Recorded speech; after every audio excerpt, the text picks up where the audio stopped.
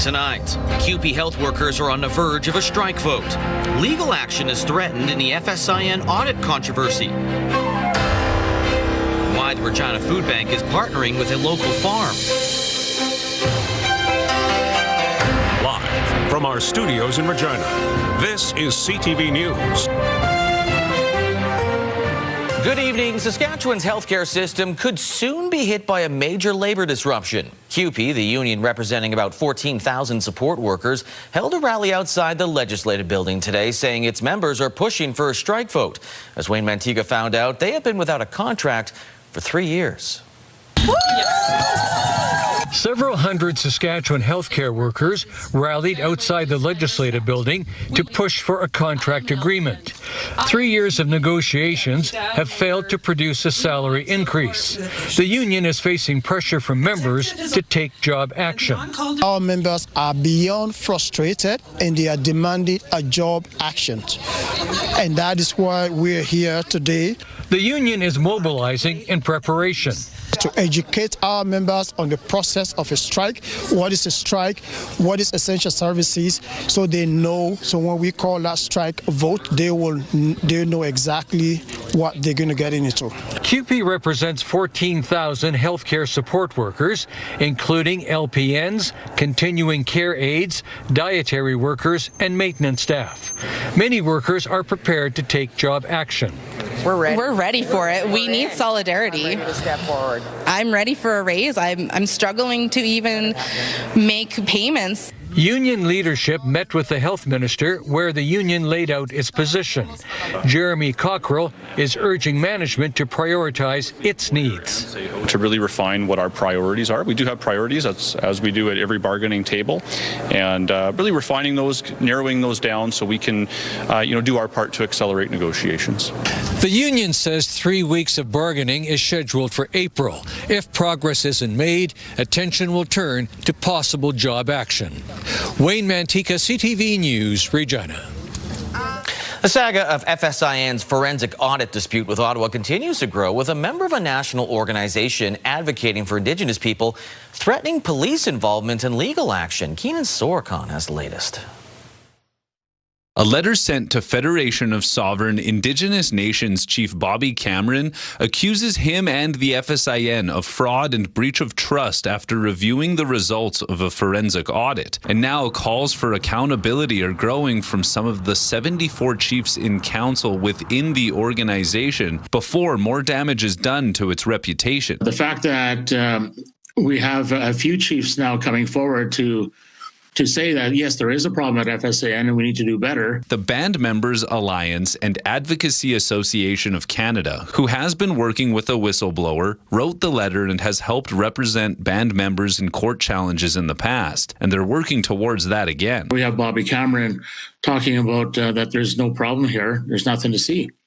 Meanwhile, everyone has saw the results of that forensic audit. On Monday, Cameron said he would seek legal action to argue FSIN's case. Address it and deal with it and move on, hopefully one day, as there's more important items to address right here and now. Louis says it's time for the executive to resign, issue an apology, repay the federal government the $29 million it's asking for, and update its people about steps being taken to rectify the matter. I do agree with Chief Bobby Cameron that this matter will end up in court. Only time will tell if Chief Bobby Cameron appears as a plaintiff or a defendant. And if Cameron doesn't answer by Sunday, Louis says he will hand over all of his evidence to Saskatoon police next week and let them decide if an investigation is necessary. Keenan Sorokon, CTV News, Saskatoon. A Court of King's Bench judge has stepped in after a Saskatchewan Health Authority employee raised concerns regarding an English-only policy at work. Ali Madrick explains. Court of King's Bench has decided that the Human Rights Commission must reconsider the matter of a Saskatchewan Health Authority staff member who was told that she was not allowed to speak her first language with a Starbucks employee at Saskatoon's Royal University Hospital due to an English-only SHA policy.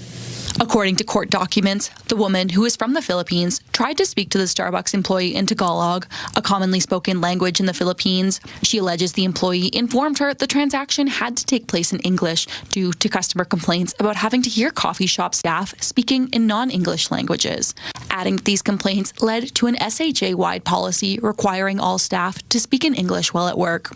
The SHA provided a statement to CTV saying, quote, "The SHA Workplace Expectations Policy states that team members must communicate in a way that is understood by everyone involved to foster clear and respectful communications, team-based collaboration, and to support high-quality patient care. The policy states that English is the primary language for workplace communication. However, the SHA does not have a policy that states employees are only allowed to speak English at work. The SHA also does not prohibit employees from speaking other languages with one another so long as the communication is understood by everyone involved." The woman filed a complaint with the Human Rights Commission, but the matter was dismissed without investigation.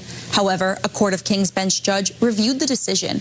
According to court records, the judge decided that the Commission's reasoning could be more clear and it did not deal with an allegation central to the complaint. Now, the Commission must reconsider the decision at the orders of the judge. Hallie Mandrick, CTV News, Saskatoon. Portion sizes aren't just an issue at grocery stores or restaurants, it's also impacting food banks. In Moose Jaw, high demand and low supply is forcing the organization to reduce the amount of food and how many times clients can visit. Sierra D'Souza Butts has the details. Before becoming a volunteer, Darla Pridgeon turned to the Moose Jaw and District Food Bank for help. I couldn't afford it.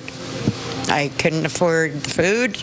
About a year later, she continues to see people in similar positions. When they ask for certain things we don't have, that's really the low ball right there, and you don't know what to say, and then they walk away disappointed, and they're trying to figure out where they're going to get the next meal.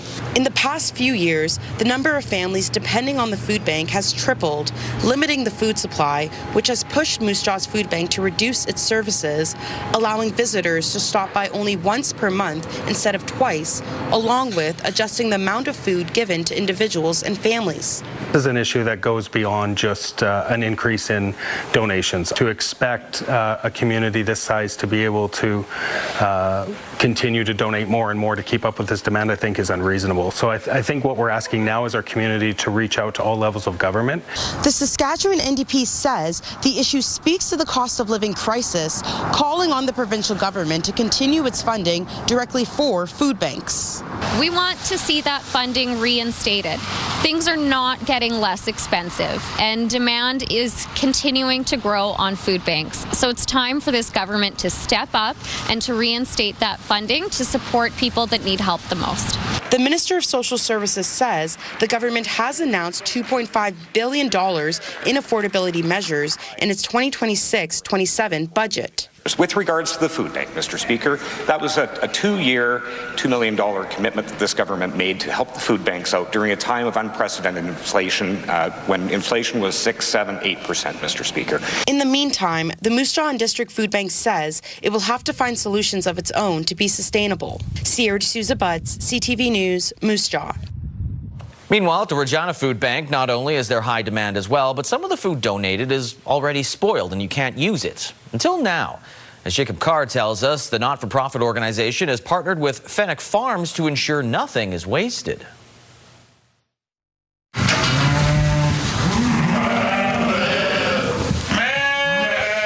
The animals at Fenwick Farms are reaping the benefits of a steady helping of organic waste from the Regina Food Bank that the farm uses as silage.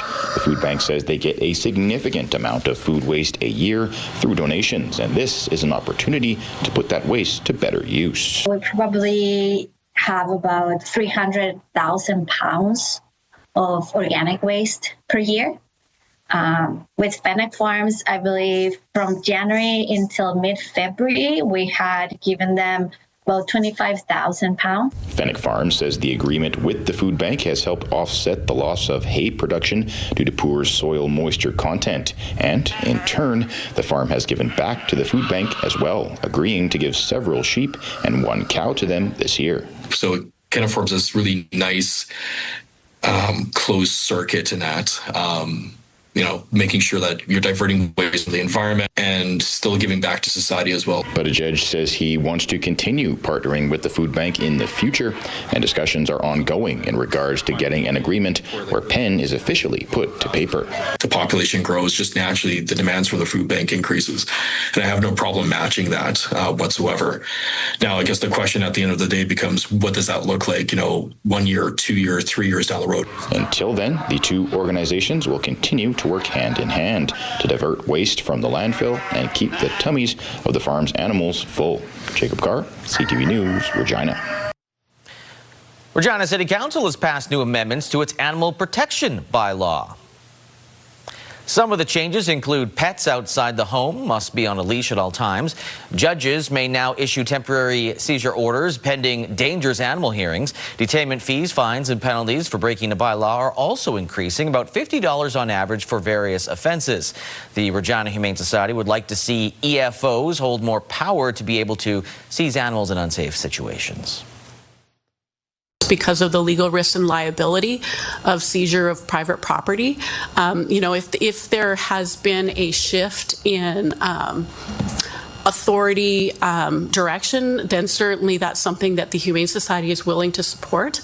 Under the Animal Protection Act, as we've indicated, the threshold is very high. Two Saskatchewan communities, including Warman and Martinsville, have already enacted animal welfare provisions. The city will continue to review its bylaw, and administration may bring forward more recommendations later. All right, Sabine joins us now. I'm not a dog. It looks like I'm a dog with my ears, but I see what you're doing. That's what I'm doing. Okay, go. Is it good to go for a walk tonight? No, it's not. Just stay in. It's better to stay in for anyone, animal or human, whatever. Just stay indoors tonight. We're going to continue to see slippery conditions and snow throughout this evening. Now, not as much as what we saw coming through parts of southern Saskatchewan earlier today. However, there is more snow expected heading into tomorrow. It's going to be cooler tonight. We've seen the temperature just gradually drop throughout the day. And over the last couple of hours, we've actually seen some light freezing drizzle, and that is what creates that black ice effect on highways. So again, if you're doing any traveling, make sure you're checking the highway hotline. Southern Saskatchewan has seen more of that ice and the freezing rain and snow mixture coming through, and it was more snow in areas around the Saskatoon area. We still have those snowfall warnings issued for parts of the Parkland as well, where they could see up to about 20 centimeters from this entire system starting from yesterday into about Thursday. Now, temperatures is what we're seeing, much cooler than seasonal. That will continue as we head into tomorrow, and the wind chill is playing a role in those temperatures as well. Right now in Regina, wind chill of -19, -12 in Maple Creek, so -27 in Yorkton. We're going to see some cool temperatures tonight, and that'll continue into tomorrow with an Arctic air that's coming through as well. But I'll have all the details coming up in your full forecast. Lee? Yikes, it's going to be cold. Well, an Ontario man is facing multiple charges after a drug investigation, traffic investigation, was conducted by the RCMP in Yorkton. Now, on March 23rd, a man was arrested in the parking lot of a hotel on 7th Avenue. Inside the man's hotel room, officers found more than 600 grams of cocaine, 100 grams of fentanyl, drug trafficking paraphernalia, and cash. The man, Sudhir of Mississauga, is facing 4 charges, including possession for the purpose of trafficking and possession of property obtained by crime under $5,000. He appeared in Yorkton Provincial Court yesterday.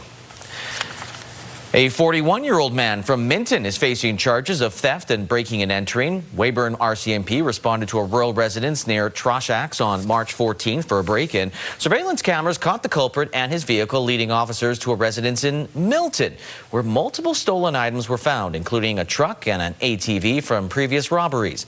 The man made his first court appearance this morning. A Saskatoon teacher whose quick thinking at a dramatic time has been recognized with a prestigious honor. Sean Hayes was working at Evan Hardy Collegiate on a day that a 15-year-old girl was set on fire by another student in September of 2024. The 33-year-old teacher immediately instructed a co-worker to call 911 before using his clothing to put out the flames. The girl was rushed to hospital with burns to about 40% of her body. Hayes also suffered burns to his face, neck, side, and hand. Now he has received a Carnegie Medal of Heroism. The Carnegie Hero Fund recognizes individuals who have risked serious injury or death attempting to save others.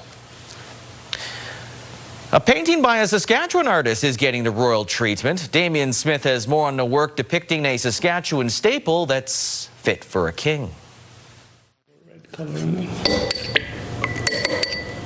As he brainstorms at the Art Gallery of Regina, there's one water painting missing from Bhupinder Singh's gallery, but he doesn't mind because he knows the missing piece is in very good hands, getting the royal treatment as one of 25 Canadian pieces selected for the Royal Library at Windsor Castle. So that would be going to His Majesty King Charles. The missing piece, called Fillmore After Rain, is one of hundreds of paintings where Singh has drawn on his prairie surroundings. Prairies will allow you to connect with your own self, and I think that's a very powerful thing as an artist. You try to capture prairies as a vast expanse rather than something more flashy and modern looking. Depicting a grain elevator, the painting chosen for the Royal Library showcases a major piece of Saskatchewan's heritage. With the modernization, they've been phasing out, they're not being taken care of, or I would say they're not being preserved in some way. Bhupinder always knew he had the talent, but started to take it more seriously 10 years ago, his wife encouraging his artistic endeavors. Would not have actually pursued art as a career. It was pretty much her decision that I should actually pursue it more seriously. Definitely one of the most talented people I've ever met. So as soon as I saw his work, I'm like, yes, you need to do this professionally. A painting showcasing a key part of so many Saskatchewan communities and an essence of the prairies Singh hopes to continue capturing for years to come. Damien Smith, CTV News, Regina. Still ahead, the crash in New York has some wondering how understaffed air traffic controllers are in Canada. And Iran provides its own proposal to stop the conflict in the Middle East.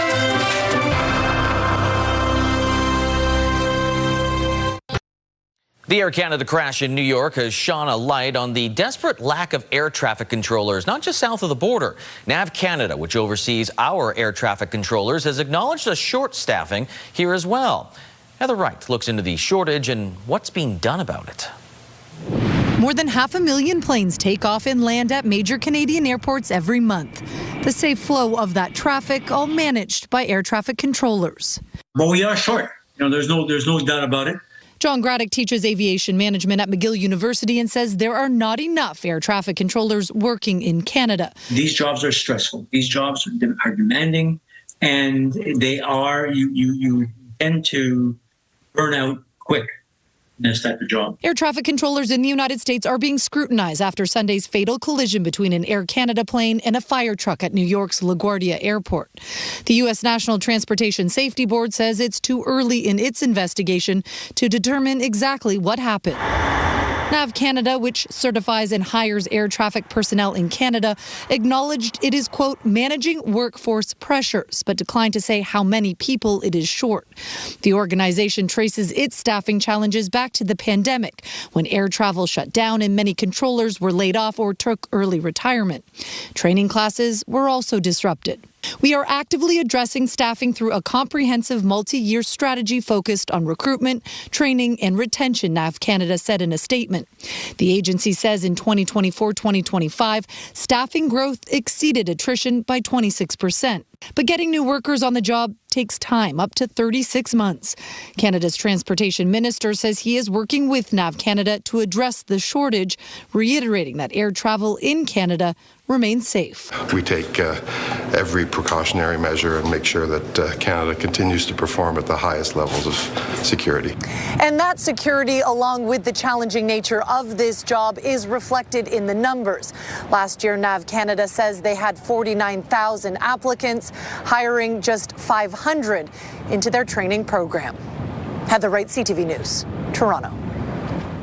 Alberta has announced more than $4 million in new funding to strengthen the supervision of repeat offenders. With this investment, the victims of criminal acts will be able to receive alerts if an accused approaches a restricted location, such as a home or a workplace. So the province says it has expanded its electronic ankle monitoring program targeting high-risk and repeat offenders launched last year. Premier Danielle Smith says the proximity alerts help victims make informed decisions about their safety.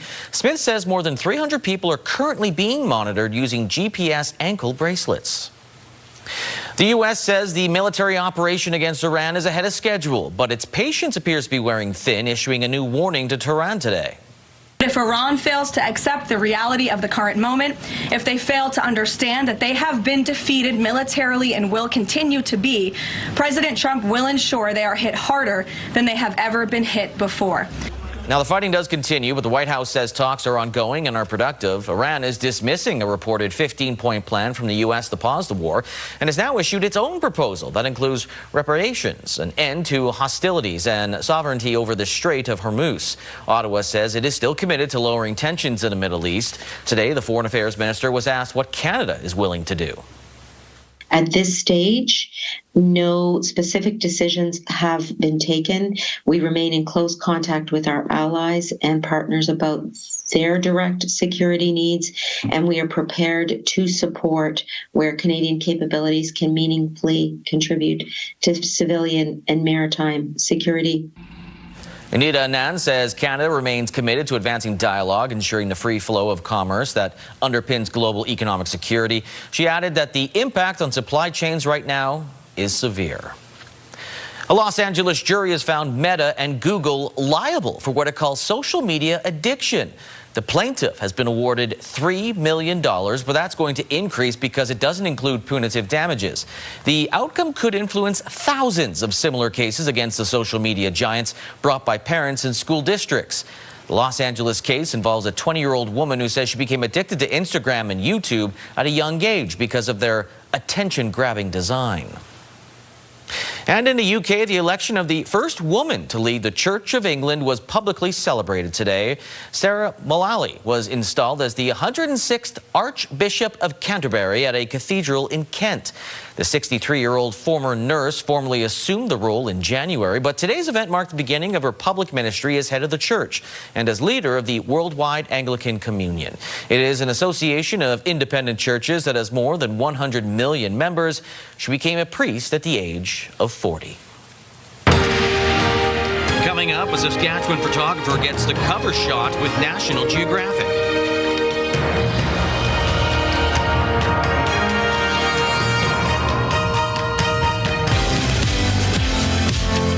Your Morning Saskatchewan. As ongoing challenges continue to impact Saskatchewan producers, we'll hear how changes to the Agri Stability Program are helping offset costs.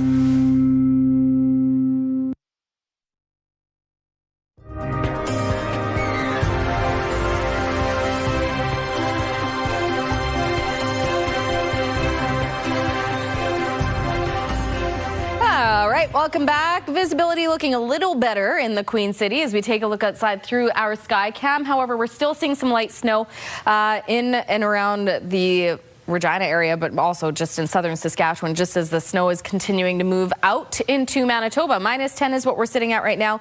Wind chill is -18, but again, those temperatures are continuing to just gradually drop as we head into the evening. There is a slight chance we could see some continued precipitation heading into tomorrow as well. So again, throughout the day, we saw some precipitation coming across most of Saskatchewan, especially into central and southern Saskatchewan.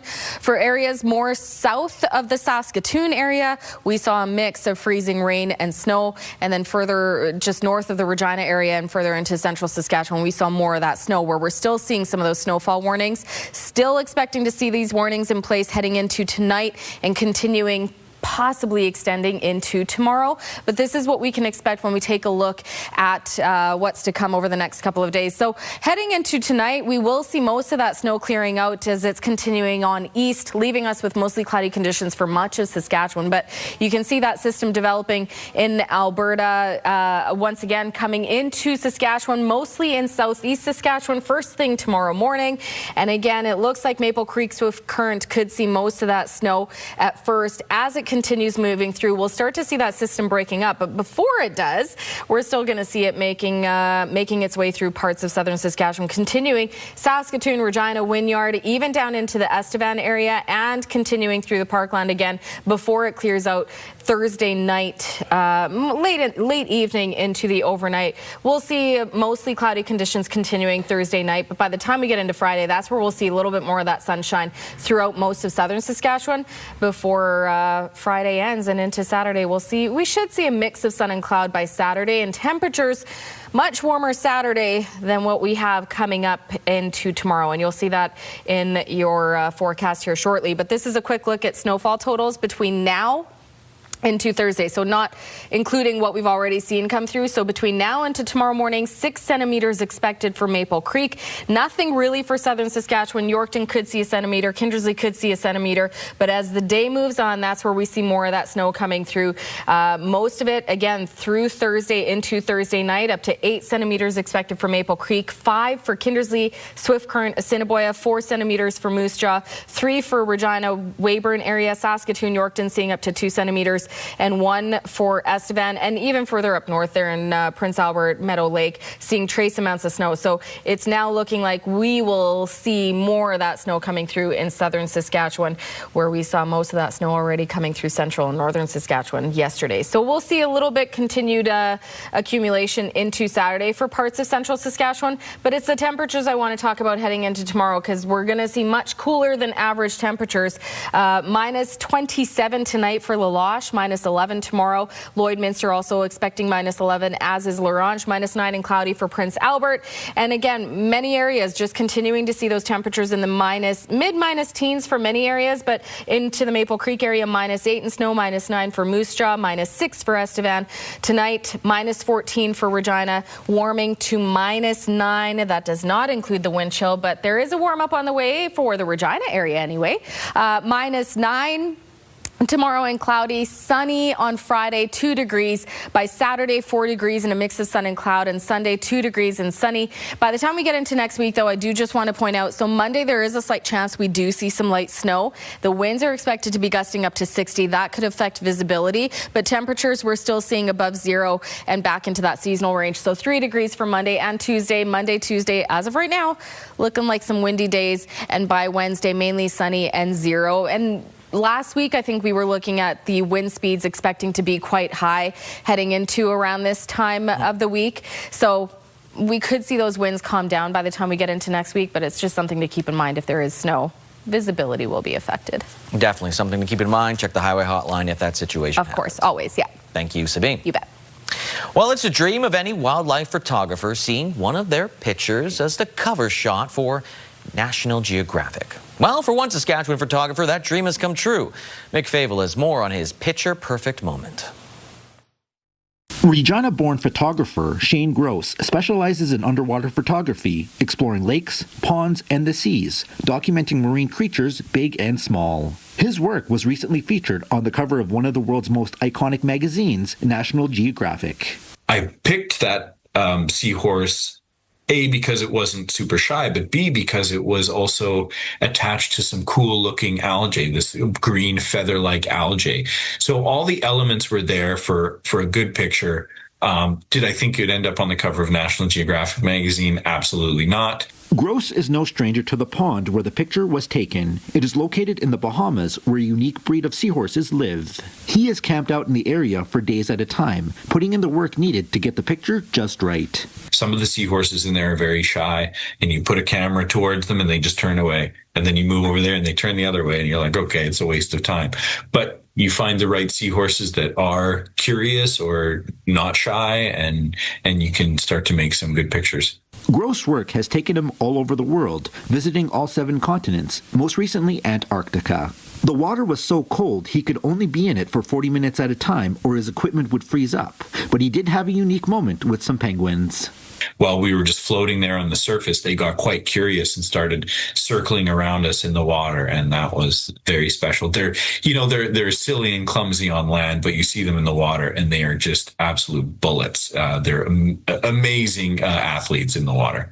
Gross recalls reading National Geographic as a kid and remembering the feeling of being so far away from what he was looking at. Now he wants others with a camera to know the love for a specific subject can take a person very far. They need people who are really passionate about a certain thing to be able to withstand the hardships that you go through when you're shooting these things. It's passion that gets you through that. Mick Favel, CTV News, Regina. Still ahead, the Yorkton Terriers overcome a 2-goal deficit late to take the SJHL quarterfinal series lead over their Highway 10 rivals.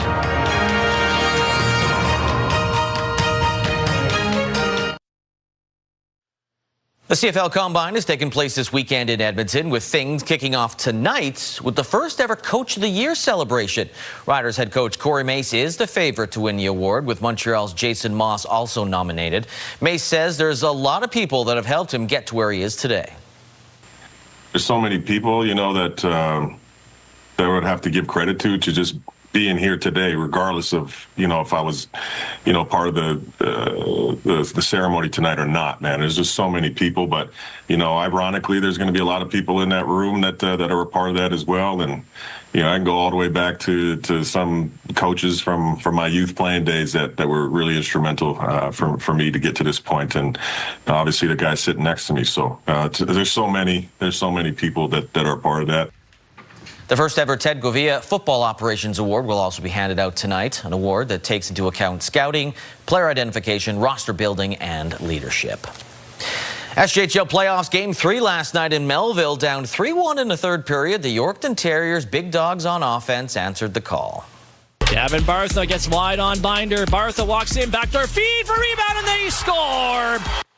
Gabriel Korshane and Jai Zawatsky scored in the final 7 minutes to force overtime, where Vinay Junik deposited a rebound for the game winner. Yorkton comes back to beat the Millionaires 4-3, taking a 2-1 series lead. Alex Morrison, a pair of assists in the loss for Melville. Game 4 will go Friday night at the CN Community Center. Ryland Pierce looking out in front. They score! Jamming it home, the rookie, Aiden Mohan.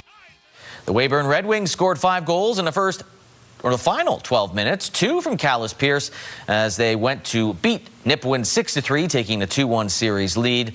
Weyburn also outshot the Hawks 44-20. Game 4 does go tonight at the Whitecap Resource Center. Wings hoping to crack the 1,000 mark for attendance that came oh so close last night. And Cash Money comes through with his first.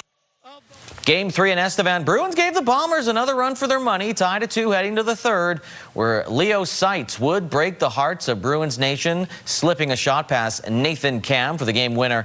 Bombers added an empty netter. They won 4-2. They take a 3-0 series lead, and they can sweep the series tonight in Game 4 at Affinity Place. Still ahead, could reselling big event tickets for a profit soon be a thing of the past?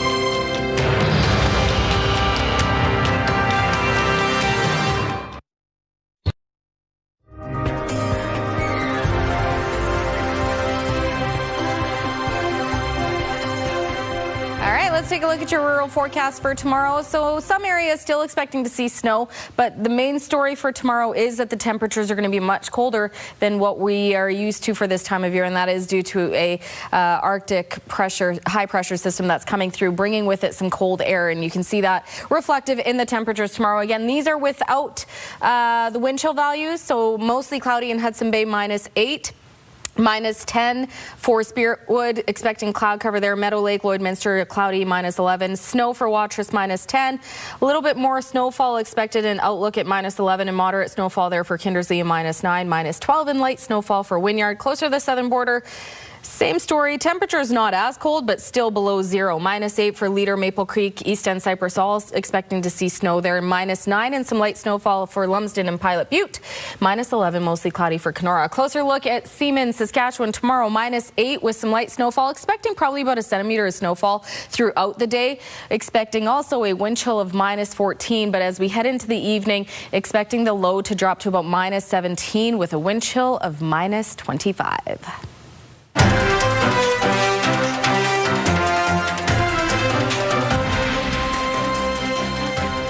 A student from Northeast Saskatchewan is being recognized on a national stage for leadership, service, and character. Tisdale's Emily Gustus has been named a 2026 Loran Scholar, and as Carla Shinkruck explains, the sky's the limit for this driven volunteer.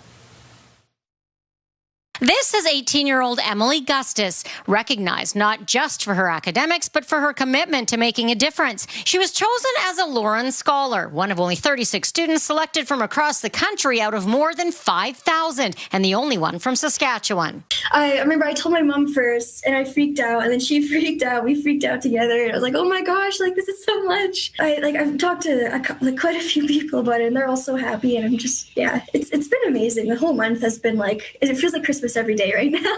Gustus is in grade 12 and is a volunteer with the Tisdale Fire Department, responding to emergencies, training with the team, and helping lead fire safety education in the community.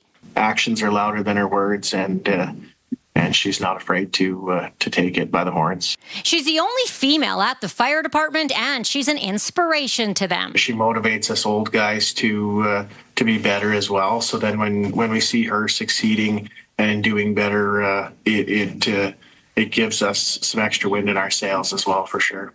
Beyond firefighting, she's a licensed glider and private pilot, sharing her passion for aviation with youth across Saskatchewan. She's also active in student council, cross-country, band, and works part-time, all the while staying grounded in community service.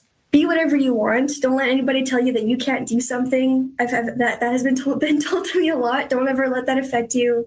Just do everything you want to. The Loran Award includes financial support, mentorship, and a 4-year leadership program, helping students like Gustus continue making an impact far beyond their hometown. She's going to study engineering at either USask or McMaster and hopes to still be able to volunteer with the fire department wherever she lives. Carla Shinkruck, CTV News, Saskatoon. Ontario government is looking at making it illegal for tickets to concerts, sports, and other live events to be resold for more than their original cost. Last week, the BC government stated they were looking into doing the same, and now the Maritimes is considering the move. Vanessa Wright has more. Ontario's premier says to scalpers their days of ripping people off are done. His government hopes to pass a law that would make it illegal to resell concert and other live event tickets for more than their original price. Maritimers who've been burned once or twice by the secondary market say it's something they'd like to see here at home. You know, if the tickets sell out through Ticketmaster, you don't have very many options, and tickets are usually way higher and more expensive when they're being resold. I think it's a good idea. I've had the experience a number of times of trying to get tickets, and the only tickets available are at hyped up prices. Though some experts aren't sold on it. When you try and cap the price of something, then the only people that benefit are the ones who manage to get their hands on the product at that lower price. Meaning true fans could lose out in the end. You remember these radio promotions where they would say, like, the first 10 callers will get tickets to tonight's Halifax Mooseheads game? So the first 10 callers are not necessarily the 10 biggest Moosehead fans. They're just the 10 people who had nothing better to do than pick up the phone and call. So if they are the biggest fans, then what a win for them. They get free tickets to something they would have paid top dollar for. But if these are merely average fans or indifferent fans, then a real diehard Moosehead fan is going to try and find these 10 people and say, I will buy the tickets off of you. The company that owns Ticketmaster says it supports the changes, but other resale websites like SeatGeek warn it can make tickets more expensive. Lander believes the market should stay as is. Anytime you make something illegal, you're foolish to think that the transaction stops. The transaction will continue. It'll just continue outside of watching eye. And so consumers then have no protection because they can't go to law enforcement if they're sold something that's fraudulent. Vanessa Wright, CTV News. Farm market boards, canola street price stayed the same, $656.23 per ton, where the futures price went up $7.20 to $727.20 per ton. Amber durum wheat stays the same, $278.59 per ton. Red spring wheat jumped up yesterday. It stays the same, $277.84 per ton. Feed barley, $232, 1 cent per ton, while flax is $670.54 per ton. Those prices courtesy of Bunge. The markets, the TSX up 441 points, the Dow Jones up by 305 points. As for the Canadian dollar, it went up almost 0.3% to 72.38 cents U.S. On the commodity front, gold up $30.49. West Texas Intermediate crude down $2.03, while Western Canadian Select crude went up $3.30. Gas in Regina, well, it's dropped a little bit again. It is currently sitting at $1.63.9 cents per liter.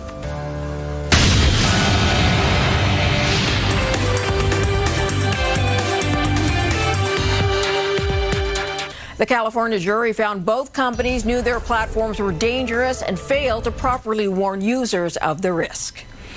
Meta and Alphabet, the parent company of YouTube, have been ordered to pay $3 million in damages, U.S. Both had fought the argument their platforms were addictive. The win is seen as monumental because it sets precedent for hundreds of other social media cases before the American courts. And Meta confirmed today news that leaked last week. It's laying off hundreds of employees. The cuts will affect several organizations, including Facebook and Reality Labs. The company is shifting its focus to AI and cutting costs to advance that goal. If you live in Ontario and you're buying a new home, you will be eligible for a tax rebate. For the next year, buyers can get an HST rebate up to a maximum of $130,000. This had been offered to first-time buyers, but is now being expanded. It takes effect April 1st. Those are your business headlines. I'm Morella Fernandez.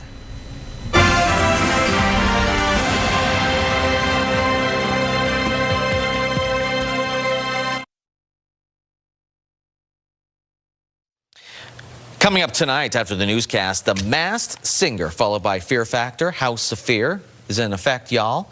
Shark Tank at 9 o'clock, then Scrubs, E-Talk, and then an hour of news. Some of it national, some of it local. Two well-known Canadian journalists took to the stage at Dark Hall last night here in Regina. I do a story, it ends up in City Hall, and to their credit, they didn't just put up a stop sign, they put up a street light. So those kids had a safe passage across that street. But evidence of the importance of local news. Oh, I'm so glad we got that clip in there. Former CTV personalities Lisa LaFlamme and Creason Ashkate took part in the Spring Solstice Speaker Series event, bearing witness in unsettled times. LaFlamme is a former anchor of CTV National News, while Ashkate is a former CTV Regina reporter and current host of APTN National News Daytime. The discussion focused on their careers, personal experiences, and the stories that they have shaped how Canadians understand the world around them. I was fortunate enough to you let me get a spot, duck out and make it there in time. And yeah, we heard her say it, just the importance of local news and the importance of building relationships in your community to tell those stories. She was, Creason, we've grown up with him. He's wonderful as well. But right. Lisa's messages were really wonderful to hear. And so were his experiences, hearing how he covered national stuff coming back to Cowicus. But right. I could talk about it forever, but we don't have time. So we'll get to the next story here. The world fell in love with Punch the monkey, who went viral for toting a comforting stuffed animal around with him at a Japanese zoo. But now it seems Punch has a very new and very real best friend. You'll remember this video of Punch, the baby monkey, toting a stuffed animal everywhere. It took the internet by storm.